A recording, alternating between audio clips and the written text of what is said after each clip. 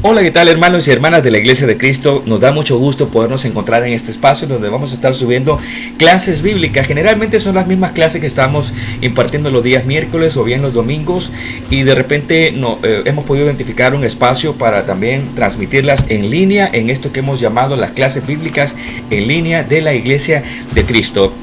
Vamos a iniciar con un versículo que encontramos en Romanos, que habla y dice de la siguiente manera: por cuanto todos pecaron y están destituidos de la gloria de Dios, siendo justificados gratuitamente por su gracia mediante la redención que es en Cristo Jesús. Esta es la premisa que tenemos todos los que amamos al Señor. Hemos identificado que pecamos, que el pecado estaba ahí desde ya hace mucho tiempo, que el pecado incluso nos dominaba, y por la redención que es en Cristo Jesús pudimos entrar en la justificación de Dios, la cual es gratuita por su gracia. Romanos capítulo 3, verso 23 al 24. Pudiéramos decir entonces que uno de los principales fundamentos que tenemos los cristianos en primera instancia es podernos acercar a Dios, y en segunda instancia es vivir lo más alejado del pecado posible. El pecado es una condición en realidad, no es algo que se acerca o se aleja, pero es una condición, y los cristianos estamos entrenándonos para poder vivir una vida lo más agradable a Dios. Es por eso que vamos a escudriñar el tema de hoy, que se titula pecados veniales. Es una palabra un tanto extraña esto de veniales. La vamos a utilizar solo porque surge de la palabra venia, y podemos encontrar en los diccionarios que la palabra venia significa permiso o autorización que una autoridad puede conceder para hacer cierta cosa. Es decir, como decir, esa persona tenía la venia para realizar tal labor. Entonces, ¿qué son esto de los pecados? Vamos a analizar el punto de vista de si los pecados se pueden acumular. En realidad, si nos ponemos a pensar, siempre hemos creído que los pecados son acciones que se realizan y luego pues de repente reacción del pecado o una circunstancia que nos permite vivir en un mal recuerdo de este mismo. La palabra en 1 de Pedro capítulo 4 verso 8 dice: y ante todo tener vosotros ferviente amor. La palabra dice ferviente amor porque el amor cubrirá multitud de pecados. Este es un pasaje bastante poderoso porque nos dice multitud de pecados y nos da a entender como que los pecados se pueden acumular, pero cuando tenemos ferviente amor, estos son borrados de alguna manera que solamente Dios puede comprender. Entonces la Biblia sí nos dice que hay acumulación de pecados, pero ¿cómo se realiza esta acumulación? Mateo capítulo 7, verso 21 al 23 dice: no todo el que me dice Señor, Señor entrará en el reino de los cielos, sino el que hace la voluntad de mi Padre que está en los cielos. Muchos me dirán en aquel día. Este es uno de los pasajes que yo más respeto, porque en realidad no quisiera ser parte de este grupo que le dirá al Señor: Señor, Señor, no profetizamos en tu nombre, y en tu nombre echamos fuera demonios, y en tu nombre hicimos muchos milagros. Aquí este ejemplo profético nos dice que van a haber un gran grupo de personas que creyeron que eran salvos, e incluso mencionarán tres aspectos de la fe que son bastante difíciles de alcanzar y que se requiere de bastante espiritualidad. El primero de ellos es profetizar en el nombre del Señor, es decir, hablar palabra del Señor. El segundo es echar fuera demonios, es decir, tener una autoridad tal como para poder echar fuera demonios. Y la segunda es: hicimos muchos milagros. Aquí hay una información escondida.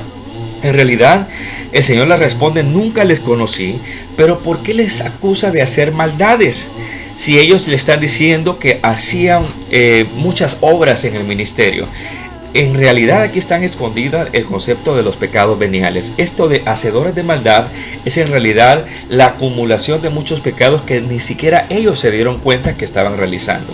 Entonces podemos llegar a la definición de que existen tipos de pecados. El primero es el que ya conocemos, el que estamos muy acostumbrados a ver en las iglesias, en los sermones, en las clases, hablar de pecados mortales. Los pecados mortales son los pecados que afectan a la moralidad, la decencia, la pureza, la santidad y dañan mucho la credibilidad y la reputación de sus practicantes. Los pecados mortales son evidentes, son pecados que están a flor de piel, se pueden notar, se pueden descubrir, y generalmente son hasta cierto punto vergonzosos para las personas que los practican. Pero existe esto que nos compete el tema de esta oportunidad, que son los pecados veniales, y estos son las prácticas pecaminosas entendibles entre comillas, o más bien perdonables, en el sentido de que se cree que practicar los pecados veniales no debería generar una discordia entre Dios y el hombre. Se podría entender mejor con la frase margen de error. Es como decir, esperamos que sea bueno, pero que no sea perfecto.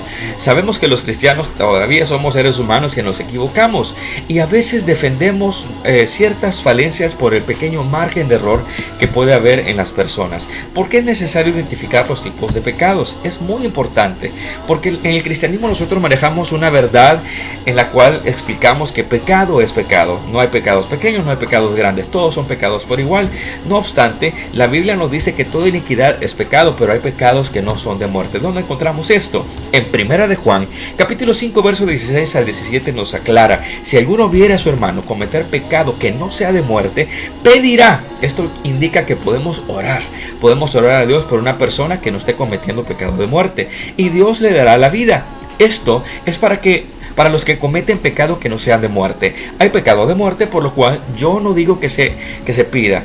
Toda injusticia es pecado, pero hay pecado no de muerte. Entonces, tengamos algo bastante en claro: los pecados veniales son pecados que no son de muerte. Es decir, no arriesgan la salvación de una persona, pero la acumulación de ellos pudiera llevar irremisiblemente a la persona a cometer pecados de muerte. Entonces vemos este primer ejemplo que a veces está escondido ahí en la Biblia, pero no nos damos cuenta. Vemos a este señor en la imagen que está bastante serio.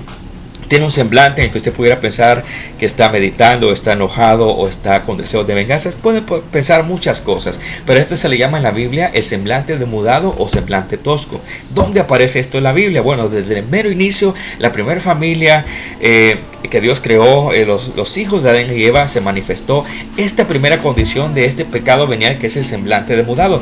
Dice la palabra: también Abel por su parte trajo los primogénitos de sus ovejas y de la grosura de los mismos, y el Señor miró con agrado a Abel y a su ofrenda, pero a Caín y su ofrenda no miró con agrado, y Caín se enojó mucho y su semblante se demudó. Mire que la Biblia pudiera haber dicho nada más y Caín se enojó mucho y dejarlo hasta ahí, pero también aclara: y su semblante se demudó. Entonces esto hace que reaccione el Señor. Dios puede ver el semblante demudado de Caín y le pregunta: ¿por qué estás enojado? ¿Y por qué se ha demudado tu semblante? Si haces bien no serás aceptado, y si no haces bien, el pecado yace a la puerta y te codicia, pero tú debes dominarlo. Entonces aquí el Señor dice: no hay problema. Si el pecado te codicia, la buena noticia es que puedes dominarlo. Aquí hay dos pecados veniales. El primero es el semblante demudado y el otro es no saber dominar nuestros instintos para controlar los deseos que nos provoca un pecado venial. Eclesiastés capítulo 8 verso 1 dice: ¿quién como el sabio y quién como aquel que sabe la declaración de las cosas? La sabiduría del hombre ilumina su rostro y la tosquedad de su semblante se mudará. Entonces, el semblante demudado tiene solución, tiene cura. Y esto nos dice la palabra, que es buscando la sabiduría, es como vamos a encontrar la solución. Dice que la sabiduría, la palabra nos dice que el principio de la sabiduría es el temor a Jehová. Cuando encontramos esa sabiduría, nuestro rostro lo manifiesta. Podemos andar tranquilos, felices, con toda naturalidad. Y dice la palabra que la tosquedad del semblante se cambia a un semblante relajado. A continuación quiero mostrarle más ejemplos del pecado venial o de pecados veniales. En realidad la lista es bastante extensa, pero hoy solamente quiero transmitirles el concepto y la idea para poderlo identificar. Vemos aquí que incluso el mundo domina una condición que es la de servicio. Está este varón que es el gerente general o el gerente ejecutivo de una gran empresa mundial, que dice: nuestra filosofía es que primero nos preocupamos por las personas. Mire que el mundo ya ofrece esta ideología, es una filosofía, pero la Biblia para nosotros los cristianos no es ninguna filosofía, sino algo que la palabra nos insta a cumplir. Dice 1 Corintios 10, 23 al 26: todo me es lícito, mas no todo conviene. Todo me es lícito, mas no todo edifica. Dice el 24: ninguno busque su propio bien, sino el del otro. Aquí el pecado venial que la palabra nos está tratando de transmitir es que cuando nosotros decidimos no buscar el bien de los demás, anteponiendo nuestro propio bien, eso es un pecado venial. No buscar el bien de los demás antes que nuestro. No lo vamos a perder si no lo hacemos, pero la Biblia nos dice: evitémoslo. Detrás de todo pecado de muerte hay más de un pecado venial que lo provocó. Tenemos que tener este cuidado porque los pecados de muerte no surgen de la nada. Los pecados de muerte son provocados e impulsados por diferentes pecados veniales. Romanos capítulo 12, versos 17 al 19 dice: no paguéis a nadie mal por mal. Procurad lo bueno delante de todos los hombres. Si es posible, en cuanto dependa de vosotros, estad en paz con todos los hombres. No os venguéis vosotros mismos, amados míos, sino dejad lugar a la ira de Dios, porque escrito está: mía es la venganza, yo pagaré, dice el Señor. Aquí en este contexto encontramos que el pecado de muerte es: no os venguéis vosotros mismos, amados míos, sino dejad lugar a la ira de Dios. Cuán difícil es no vengarse de alguien que nos ha hecho daño, pero dice la palabra que eso no nos compete a nosotros. Es como quitarle lugar a Dios, porque Dios ya tiene preparado un espacio para poder dar a cada quien según sus obras. Pero en este contexto hay dos pecados veniales que se cumplen antes del pecado mortal. El pecado mortal, vuelvo a repetir, es la venganza contra otras personas. Eso es pecado mortal. Pero los pecados veniales son: el primero, no pagarle a alguien mal por mal. Es decir, mirada por mirada, hecho por hecho, conducta contra conducta. Eso es un pecado venial. Y dice la palabra que no hacer todo lo posible por estar en paz con todos los hombres también es un pecado venial. Es decir, si no intentamos, si no agotamos todas las instancias, eso es un pecado venial. Santiago capítulo 1 verso 20 dice: porque la ira del hombre no obra la justicia de Dios. ¿Esto por qué lo menciono? En clases pasadas en nuestra congregación hemos visto y estudiado que la ira es un estado mental que puede durar años incluso, y el enojo es una condición temporal. Por supuesto, para que la ira surja debe producirse primero el enojo. Ni el enojo ni la ira son pecados mortales, ambos son pecados veniales, pero el enojo es pasajero y la ira penosamente puede ser bastante duradera e incómoda para el que la sufre. Entonces debemos tener mucho cuidado. Ambos son pecados veniales que debemos controlar. Pecados veniales que hemos visto hoy: el semblante demudado, no saber dominarse, toda conducta voluntaria que nos impida ayudar a otros, pagar mal por mal, sentir ira, sentir odio, son pecados veniales. Hermano, la clase es corta, queríamos transmitirle este pensamiento para que usted escudriñe en su propio espacio de tiempo de estudio bíblico esta información y pueda darle mejor forma. Créame que al entenderlo mejor podemos transmitir la palabra de una manera más asombrosa. Que Dios le bendiga, le mando un abrazo a la distancia. Nos veremos en la próxima edición. Muchas gracias.